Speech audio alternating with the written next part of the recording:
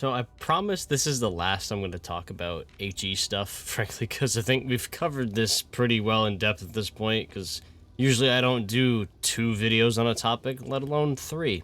However, we still have one little thing to discuss with this tank in specific, which has wildly greater implications for the rest of the game depending on what actually happens with this. I'd also like to put a big disclaimer here, which is that this situation is very hypothetical. There has not been any official information from Wargaming about this, but if or when they decide to address this is what this video is about, because they know about it. I will also make the overview of what's up with this tank incredibly short to save time, since I've already talked about it twice and a lot of you already know this, but some of you don't know it, so here we go. The Gonzalo is a seemingly unremarkable Tier 8 premium British heavy tank that is basically just the Caliban's file folder copy-pasted, renamed and fitted with a 120mm gun instead of a 152. The model's even the same, just a little thinner. On the surface, there's not a lot to talk about. It's a mediocre chassis with what is essentially a single-shot version of the Cobra's gun. Actually seems kinda normal considering what a lot of Britain's other designs were like at the time. If you were to look at the stats in your garage of this tank, you get a very similar result there as well, considering you have a very normal kind of gun with very normal damage and reload values. Some kind of weird penetration values, given what British guns also typically have for HE rounds, but that's not really a concern with this. So in the garage as well, all is well. In the files, oh my lord. It's fairly obvious this tank is copy-pasted from the Caliban, because you probably can't even really tell the difference between them if I just put them side by side. Turns out that's a lot more true than it has any right to be. In order to save time, they did copy basically every single file over, changed some, and shrunk the gun barrel down just a smidge to make it look like a 120mm gun. Same tank, different gun. Or is it? While copying files over, said files included all the gun and shell files, large parts of which remained unchanged.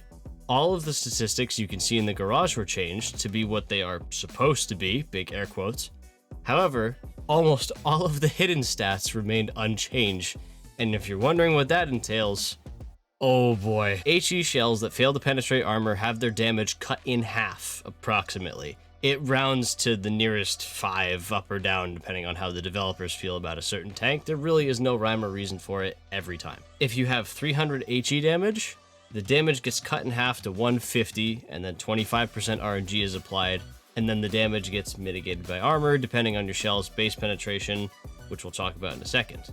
This is how it works for every single tank in the game, period. The Gonzalo has 530 average HE damage, which means it should be doing about 260 to 265 damage if the shell doesn't penetrate, before armor mitigates some of it based on penetration, caliber, and if those conditions aren't high enough, angle.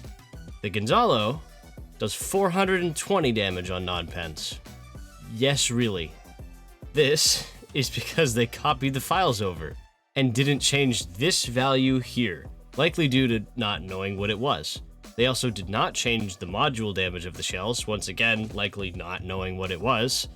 The caliber of the shells was changed, but not to a 120mm gun like it should be. They are instead 150mm, even though they should have been changed to 120mm shells while the tank's files were being modified. Alternatively, if it was a factor they forgot to change, it would be 152.4, which is the same as the Caliban, not 150. This is conflicting, but not particularly important to the grand scheme of things. What I'm basically saying is that they changed it, but not to the right value, which is just mind-bogglingly stupid as to how that's a thing that even happened, but either way. Long story short, your 120mm gun fires 150mm HE shells that cause 420 damage upon not penetrating, as opposed to the 260 or 265 it should be doing instead. This, combined with the fact it has the Caliban's module damage, means this tank is behaving wildly different from how it should be. To top the whole thing off, the penetration value used for calculating damage mitigation is 180, the same as the Caliban, and simultaneously, none of the values of the Gonzalo itself. Knowing what we do about HE shells at this point means this can lead to some pretty ridiculous results, such as 60mm of HE pen causing full non-pen damage to a BZ roof, despite the fact that, on paper, it does not fulfill any of the requirements to be doing that. Whew. Okay. So, what's significant about this? And why should anyone care? Specifically you, but also anybody. For starters, if you know how the mechanics of this gun can be used effectively, it can unlock a lot of potential with the gun, as opposed to just shooting it only at green pen markers or guessing against some orange ones. The more significant part of this is the rest of the video, and let me tell you, the implications of this could be pretty crazy.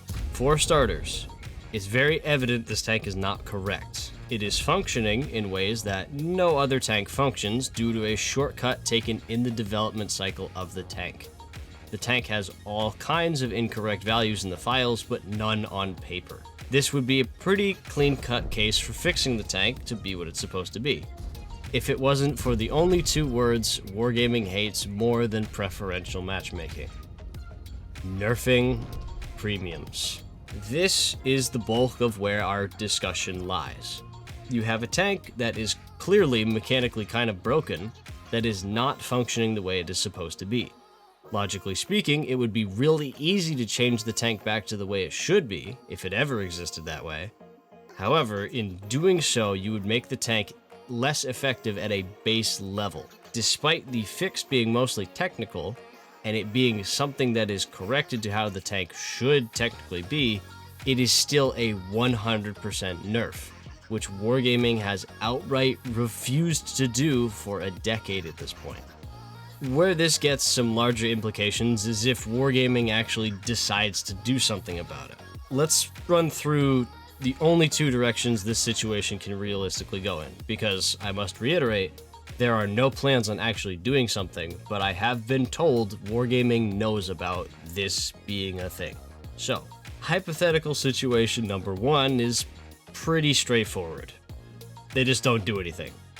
It kind of sorts itself out, or alternatively just kind of leave it be, since it makes the tank quite unique, and actually kind of gives it a reason to either play it or even market it. I can see them trying to use this as a tagline to sell the tank more often, even. Because, you know, this tank's high explosive is stronger than other 120mm guns. It would honestly be a net positive thing for them to keep it as is, since there's honestly not a lot of reasons to play the tank otherwise, given what it is outside of these busted mechanics. Fairly uninteresting hypothetical, but it definitely has the potential for happening, and might actually be what ends up happening. Because hypothetical situation number two is gonna collapse the universe. If we are to assume these non-penetrating mechanics are not intended to be the way they are, and if it is determined that these mechanics make the tank better than it is supposed to be, then it won't be out of the question for Wargaming to fix it. If Wargaming does fix the values that need to be fixed, and fixes them in the way that they are supposed to be fixed, that will be a nerf directly to the tank's stats. Even if the stats are incredibly hidden and none of them are listed almost anywhere, it is still a nerf. It is a change that makes the tank strictly less effective with no upsides. That can't be spun any other way. It is not a change, it is not a rebalance, it is not an improvement of anything. It is a nerf. More importantly, to a premium vehicle. The implications of that happening are kinda inexplicable for how Wargaming religiously operates. A premium tank has not been nerfed on the live server for a decade. Even in situations when premium tanks would get nerfed due to other reasons, they managed to avoid it.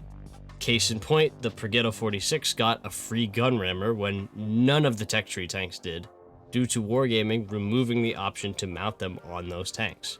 It's very evident they have no plans to touch these vehicles, partially due to a not insignificant amount of trigger-happy people ready to nearly exploit consumer protection laws in various countries at the drop of a hair, but also because they don't want to, deep down.